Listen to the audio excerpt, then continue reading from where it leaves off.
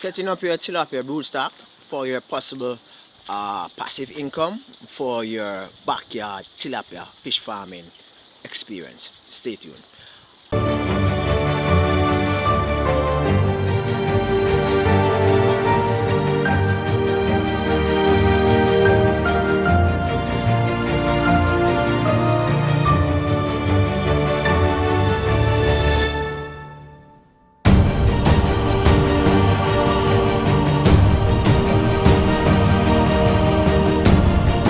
Hi everybody, welcome again to another episode of Fish Keeping Jamaica. Welcome to my channel.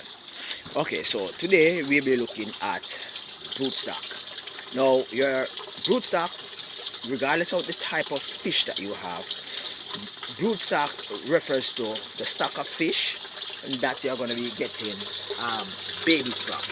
It refers to that selected number of fish that should give you offspring. So if you are actually in the selling mode, these fish should be healthiest, it should be the strongest, it should be the one that looks the best, and it should be a batch that is sexed properly, thus will actually give you offspring. Okay, so today's video I've actually shared with you what are broodstock. I've done a couple of videos on broodstock, but I've never done a video like this where I share with you the whole idea of setting up a broodstock tilapia fish pond. I've done nursery, I've done the breeding, all of that, but I've never yet gone to setting up a broodstock tilapia pond. Okay, so the very first thing I did was to collect some fish randomly from this space. Now these size fish, they reproduce, right? 2.5 inches they reproduce, so I collect some randomly. It's very difficult for me to identify the male and the female at this size, right? There are ways in which I can guess and spell, but that's guess and spell. So I randomly just collect some. Normally I collect between 9 and 12. Then I will place in a space and I will observe very keenly to see if I see any flies swimming. And I will look at the behavior, because not only does the finnage and the tubing tells you whether it's male or female, but the behavior. And I shared in a video before that one clear way in which you can tell whether or not a tilapia is a male or a female. The female will hide and the male will stand out and actually dig or make a circular nest-like feature at the base of the pond. So that would be the male. The female can probably put 2 cinder blocks within the pond, and the fish that you actually see out in the open making the circle, that's the male, and the fish that you see actually in the cinder block, that's the female, right? So if you see all the fish in the cinder block, that means you have all females. If you see all the fish out making circles, that means you have mostly, well, all male, right? Okay, so what I did was to actually get a container, a large container, right? And the container, this, right? Now the container is not filled to the brim because it doesn't have any rim, and so when it reaches a certain height, what happens is that it collapses. And I did a video on this already, right? Now one of the best way in which you can actually filter your broodstock, regardless of which fish you have, is the use of plants, right? Now this is my original plants for my broodstock. I realize that they are getting a lot, so I'm gonna have to take out some, right? I'm gonna have to place these elsewhere, and or probably throw them away. Now your tilapia broodstock, right? It's, wow, something is happening, guys. Something is happening. A lot of fighting, and the fighting have resulted. I know that it's fighting. You can actually see the bruise mark on the fish, in which you can see that some amount of fighting. And this is one of the reasons why I try as best as possible to separate the fish when they reach certain size. I think some is actually outgrowing. Some. And what is happening is that the larger ones are actually beating up on the ones that claiming to be studs, claiming to be alpha. Water have a tiny smell, but I can't change it right now because the pond is actually catching water. So they're gonna have to stay in this mist water until about probably 3 or 4 days. And I just released and changed this water 2 days ago. But anyway, so the broodstock, it's best if you have either air filtration or plant filtration, right? I would not go with submersible pumps. This is the reason why I wouldn't go with submersible pumps. When you have your broodstock, right, and they are actually reproducing. This is just an example. This is my Jack Dempsey space, right? This is my Jack Dempsey space, right? So this is the submersible pump. Check the submersible pump. It has holes, right? And these holes, see my fingers are running on it. These holes actually do something they call suction. Now, if I have something like this within my tilapia broodstock pond, what it will do is actually suck the fries up, spit them into the bucket filter, and they will die, right? So I have to be mindful of that. And that's the reason why you don't have, and this is for small backyard thing. For large fish farmers, what they normally do, they normally have an inflow and outflow system, and it's normally have a little mesh over it, like a cover, like a filter, like, so the babies can't really go through it.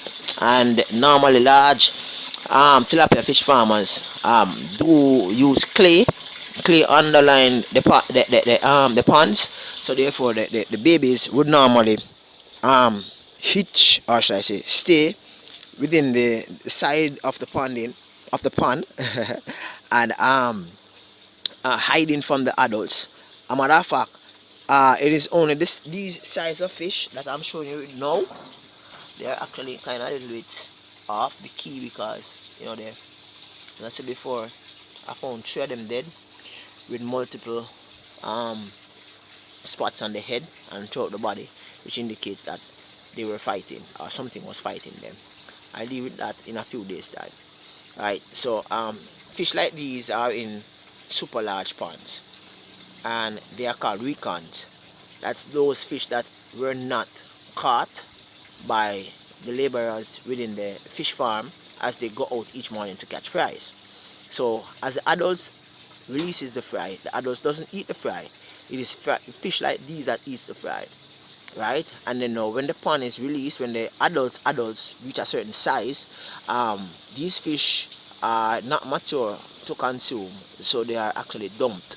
It's either they are dumped in the drain or they're just dumped in the mud. Back to what I'm talking about regarding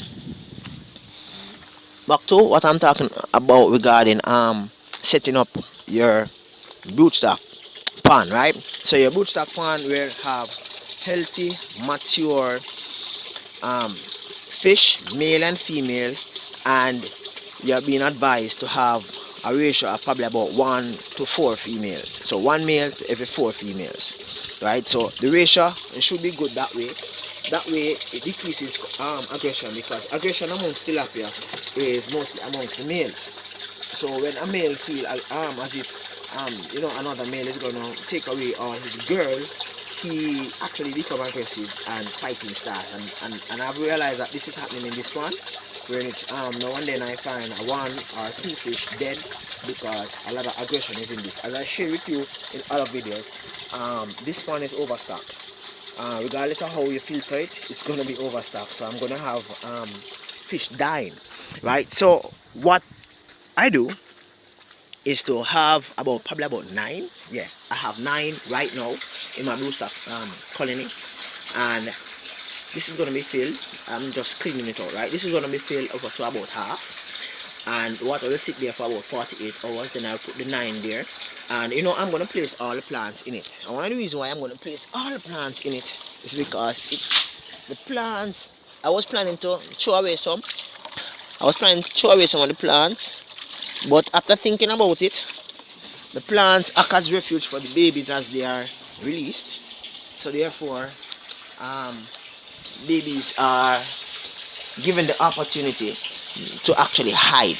And as a result of these same plants, I was able to collect about 12 tilapia babies about 4 weeks ago, right? And I shared that already with you in another video.